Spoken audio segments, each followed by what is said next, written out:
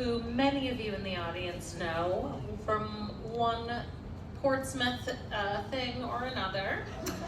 She's got her fingers in a lot of stuff, you know.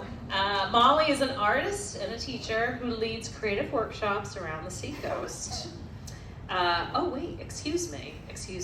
She leads creative workshops around the seacoast, California, and next summer in France. You can join her in the pursuit of creativity by checking out mollycmang.com, or you can head to the Players Ring or the Woodman Museum in Dover, which I highly recommend, to see her current solo art shows. Tonight, Molly returns here to this show to share the story of aiming for a lifelong outcome that didn't land in the comfort zone she expected. Can you please give a warm welcome to the lovely Molly Mang.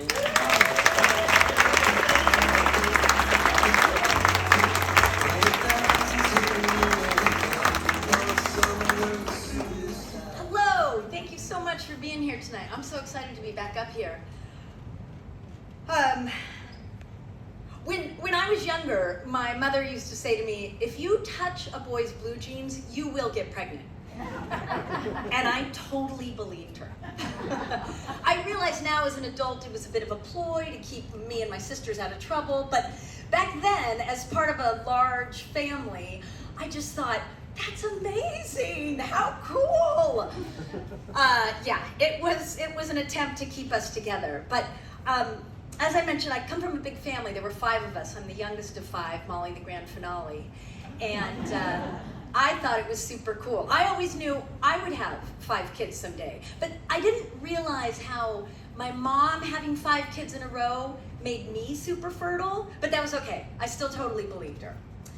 So when it came time that I finally met the man that I was ready to have kids with, and he was just as excited about having kids, I wanted 5, he wanted 3. We were gonna work it out. I was like, all right, man, let's use my God-given superhuman fertility powers. Let's get pregnant. And we tried. And then we tried. And we tried again, and we tried some more. And we tried, and we tried, and we tried. And if you know anything about what it entails, this trying to make a baby, you know it can be pretty fun. Except when it's just about trying. That's all it becomes, is trying. And then it becomes a job, and then that job becomes work, and that's what you're doing. So my job had a description. Wake up, check your temperature, meticulously record the ebb and flow of your innards, write down your ovulation schedule, get your uterine lining tested. Pay attention to your mucus. Pay attention to your moods. Watch what you eat. Watch what you don't eat. Watch what you drink. Watch what you don't drink. Go to a doctor's appointment. Go to another doctor's appointment. Go to a third doctor's appointment, this one involving some weird wand. It was a full-time job. And somewhere around the 2-year mark, I started to feel like there was an implication that the doctors and nurses were like, Miss Mang, you're not very good at this job, are you? Combine that with all the really well-meaning job advice from our family and friends. Some things like this. Molly, just stop thinking about the job and it'll get done. Right. Molly, you know, I know a lot of people that have gone through the adoption process and then they got pregnant. Oh my God, a lot of people? Well, one, but it worked for them. Or the friend that said to me, darling, listen to me. Go to a hotel, get smashingly drunk, and do it in the elevator. It worked for us. Even the nurse at the OBGYN's office got in on this and said to me, listen, Molly, here's what you're gonna do. After sex, you're gonna drink a full bottle of Robitussin, and then you're gonna get on a roller coaster, and I swear to God, this is guaranteed. Yeah, so I was feeling dejected, pretty depressed, constantly on the verge of tears, and when I wasn't working full-time at the baby-making job, I was working at my other full-time job, which was teaching first grade. Yeah, I was surrounded by little kids and their parents, most of whom were pregnant with their second and third child. So while sitting at my desk, these moms coming in with these enormous trimester stomachs, I was like, yeah, okay, great. I'll go home and work at my other job tonight. It just seemed that everybody in the city was pregnant. Everybody but me was getting pregnant. Every third child in a carriage, everybody was a baby or pregnant, or every book I read or every movie I watched had someone cooing over their little miracle. It was intense. And it was one gray Saturday afternoon. I was sitting in my apartment and I was watching one of my favorite TV shows, just escaping into this TV show. And there was this scene where Pam and Jim walk into the doctor's office and find out that they are finally, blissfully pregnant. This scene destroys me. I decide now's a really good time to start slamming down Haagen-Dazs. I walk into the kitchen, I pull the pint, I just start eating, basting in my space. I also decide it's a really good time to get high. Now, I don't know if you know, but slamming ice cream and smoking weed aren't on the to-do list of how to get pregnant. I was breaking the rules and I felt it was only timely. I set down the pint of ice cream, I walked into the bathroom and I realized, oh shit, we're out of toilet paper. Now, Walgreens was just a few blocks away.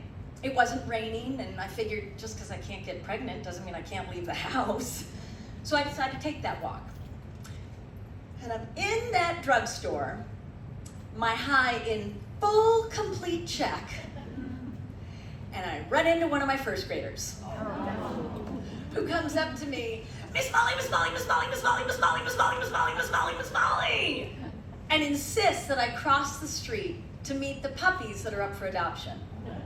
I figure, what can it hurt? I'm not gonna get suckered into adopting a dog. I'm not a dog person. I'm not a cat person. I'm not an animal person. I don't need an animal in my house. I have much bigger things to worry about right now. Miss Molly, Miss Molly, Miss Molly, Miss Molly, Miss Molly, Miss Molly, Miss Molly! You've got to see the puppies!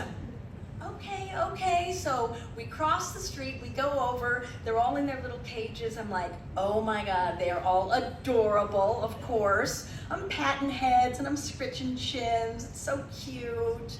And I hear the volunteers say to me, oh, why don't you pick her up? I'm like, lady, I'm not that gullible. That's okay, I don't want a dog. I say, no, you don't have to adopt her. They just love to be held. You seem to have a connection.